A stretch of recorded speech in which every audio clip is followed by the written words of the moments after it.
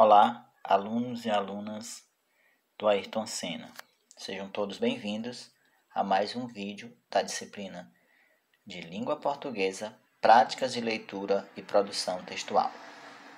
Bem, pessoal, na aula de hoje, como vocês estão vendo, nós vamos estudar a linguagem do texto. Há algumas aulas, 2 ou 3 aulas, nós estivemos lendo alguns fragmentos do romance A Pata da Gazela, como vocês bem sabem. E pelo fato desse romance, ter sido escrito lá no século XIX, quando a linguagem empregada pelas pessoas e certamente pelos autores dos textos, por mais que tenham passado por revisões ortográficas, enfim, a linguagem empregada, o conjunto de palavras empregadas, ele é diferente do que nós temos nos dias atuais, hoje no século XXI. Então, com base nisso, os autores no nosso livro didático, eles escolheram aqui uma passagem em que o autor, o José de Alencar, para ilustrar, vou mostrar-lhes a página 54, ele utiliza a palavra otomana.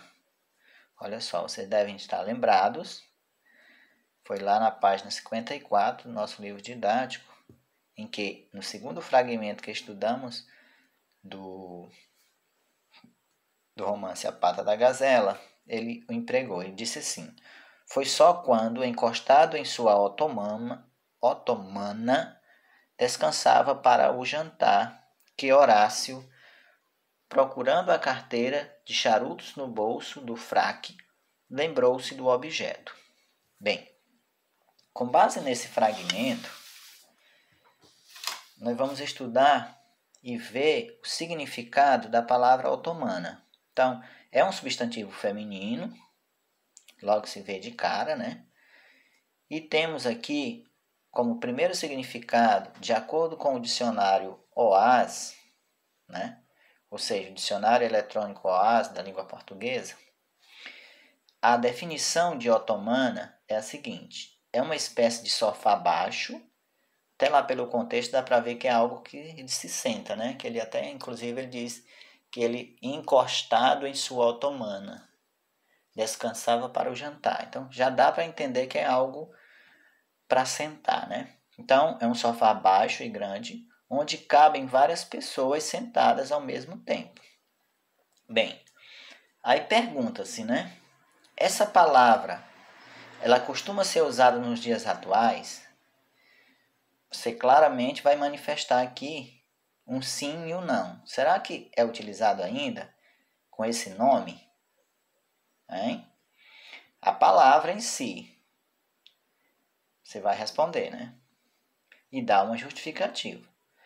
B. As palavras vitória, que também aparece lá em um dos fragmentos, mais precisamente no primeiro fragmento do texto, quando as moças elas estão em uma carruagem,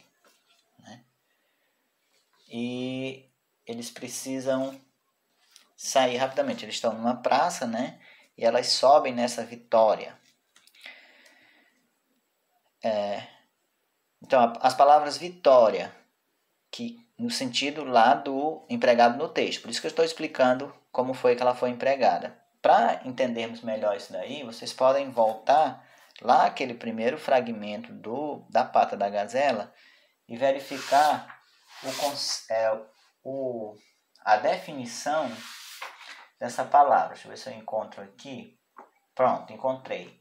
A palavra vitória, ela está exatamente na página 50 do livro didático de vocês, e o glossário está na 52. Vitória, carruagem para 2 passageiros com 4 rodas e cobertura dobrável.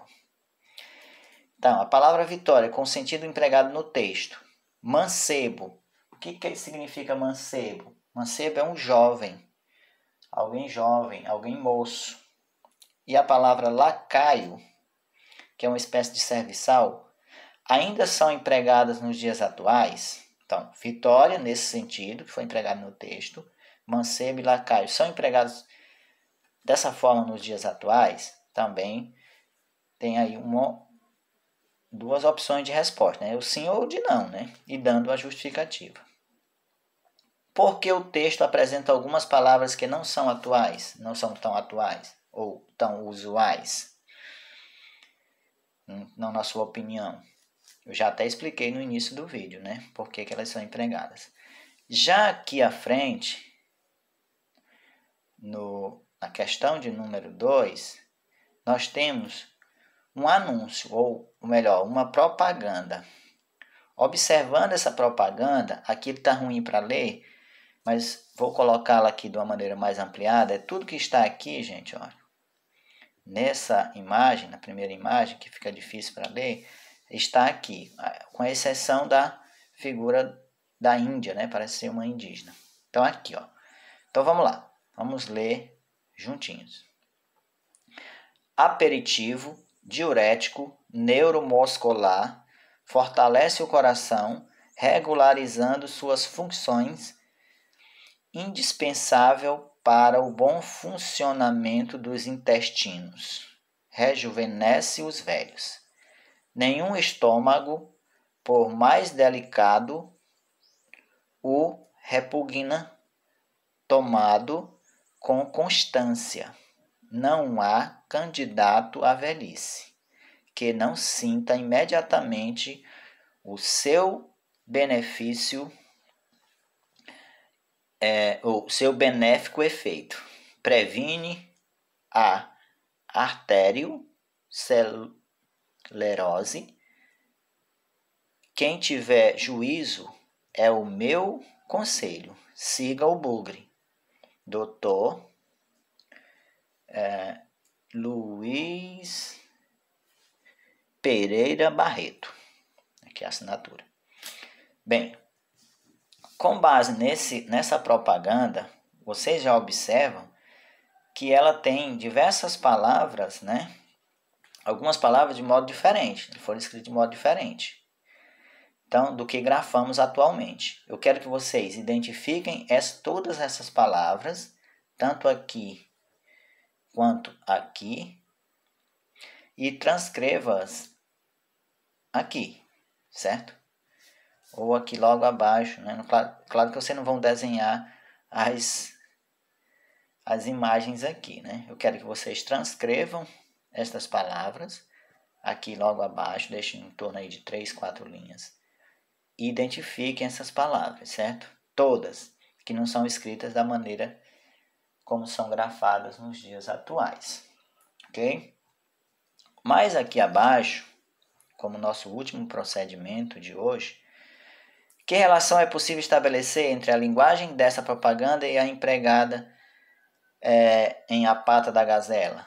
Então, há alguma semelhança dessa linguagem empregada aqui, desse vocabulário empregado aqui, com o que foi empregado na Pata da Gazela? Por que seria isso? Porque eles teriam alguma semelhança? Eles parecem serem escritos no momento atual, ou parecem ter sido escritos há muito tempo atrás? Que tipo de linguagem, que tipo de forma, que linguajar foi empregado? É um linguajar atual ou um linguajar mais arcaico, ou seja, mais antigo? Então, quero que digam isso aqui nessa letra B.